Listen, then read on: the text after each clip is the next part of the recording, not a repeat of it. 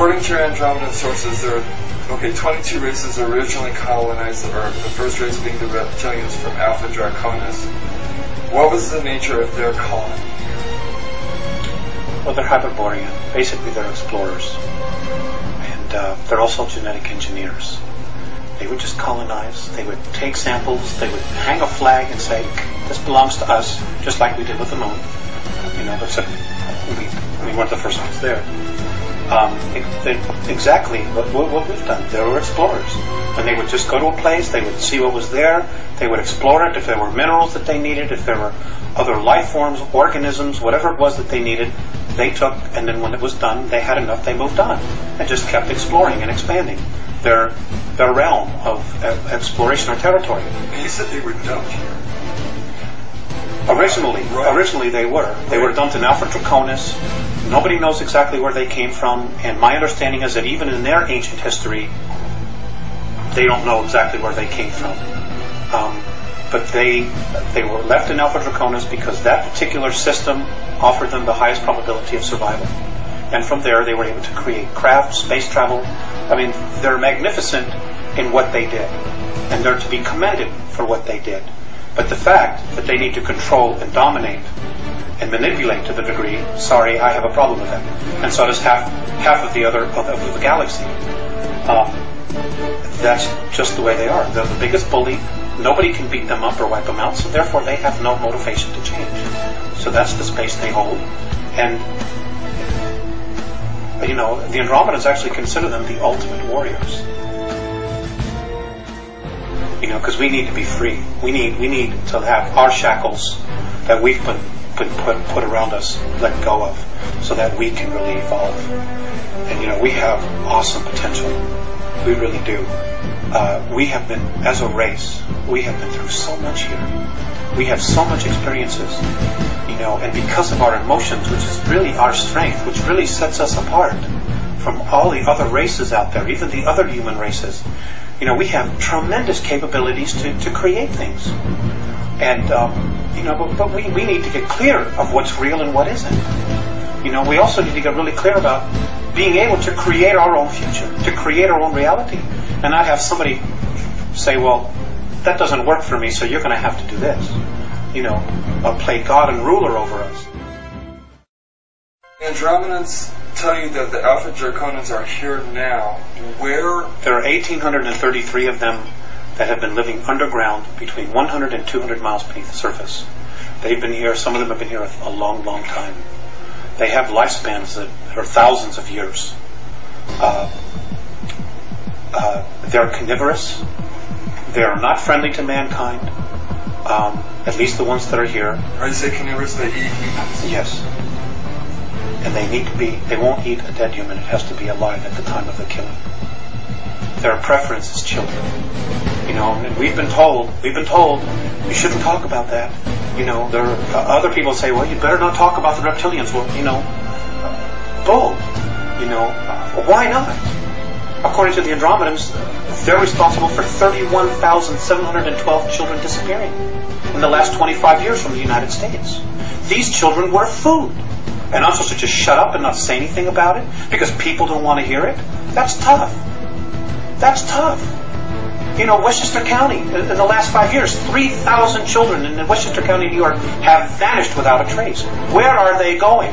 Why are we allowing this to happen?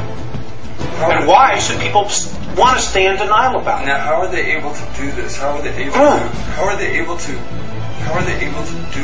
are they able to come up out of this from underground and do it? Or do they have? There are tunneling systems everywhere. They're being helped by the Greys, and also there are groups within the higher echelon that are actually helping them acquire this. So human beings are abducting the kids and giving them to the Greys, who in turn give them to the Alfa Draconis. That's right. That's part of the deal. They won't come up as long as we feed them down there. You understand? It's about human beings selling themselves out. The echelon attitude here, the needs of the few outweigh the needs of humanity. And sorry, that just isn't right. Aside from the carnivorous aspect to the Alfa Draconis, why else are they dangerous to humanity? Because they don't like us. And what are they willing to do with humanity? Eat us. Physical characteristics of the Alpha Draconis, what do they look like? They're ugly. I mean, they think we're ugly too. You know, and I guess it's all a matter of perspective and belief system. In my belief system, and I'm only taking responsibility for me, they're ugly. They're anywhere from 7 to 22 feet tall. They can weigh up to 1,800 pounds. They're reptilian. The ones that have stubby tails, if you see one that has no tail, he's of the warrior class, or the worker class. The longer the tail, the higher their rank. When you see one with long tails, with winged appendages, he's considered royalty. Whenever you see one, you ought to just run like him. You shouldn't approach it. You shouldn't provoke it. Just get the hell out of its way. Just get out of its way. Just run.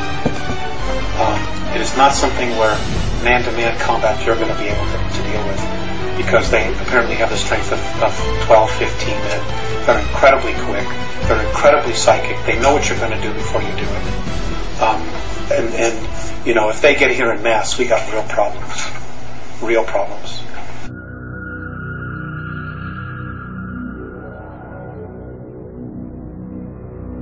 Could you describe the human military bases on the dark side of the moon, Mars, and the Mars probes as related to by the Andromedanos, and how the Alpha Draconis fit into this scenario? The Mars probes, the Russian and the US one, they're gone. They were destroyed. They're history. There's no secret here about, well, it's taking pictures privately. You know, and it doesn't matter whether you believe that or not. It's history. Okay? March of '89, the Russians took pictures. Mars was invaded. We had a human colony there of 300,000, so I'm told. One was underground, one was above ground, Adam and Eve. They are conquered. They're being taken over. The human beings that are from Earth, that volunteered or were kidnapped to go there, are in deep trouble. Many of them have already been eaten. Some of them have already been killed. There is nothing we can do here as a race to help them. So that was Mars was conquered by the Alpha Draconis? That's right. They came in, and there's 100,000 of them there. They have approximately 2,111 scout craft there. They're in an area underground that is 64 square miles, known on Mars as the area of Tempe Terra. That's where their base is. It's an ancient base that they had. It's over 1 million years old, and the last time it was in full bloom was 317,000 years ago. Now, if we begin to train all our telescopes on that, are we going to be able to see activity going on there? I suppose that we would. I have a feeling that they already are seeing incredible amounts of activity, but they're not allowed to say it. They're just not allowed to say it. Nor, who's going to want to jeopardize going to jail, being ridiculed, being fired, giving up everything they have to come up and say, well, I'm an astronomer, and I was looking at Mars, and I saw alien craft, and I know there's a base there, and it's being conquered by reptilian aliens. Who's going to have the guts to come up and say it? Nobody in the power elite. Nobody wants to blow their mortgage. But somebody's going to have to, right? So, well, yes. But eventually, it's going to be too late by the time they do it. Is that what you're thinking? Yes. And so, and that's exactly what the Andromedanos are thinking. You see, you know, there are people probably saying, well, God, why don't they just come down and save us? There's a lot to that. Number one, if we're rescued, we don't permanently evolve ourselves. Number two, we won't take responsibility. If something goes wrong, we can always blame it on them. Number three, it doesn't just change our reality, it changes their reality as well. Number four, the Andromedans and most of the other benevolent races, they don't want to have to come down here and babysit us. That's not their job. It's not their job at all.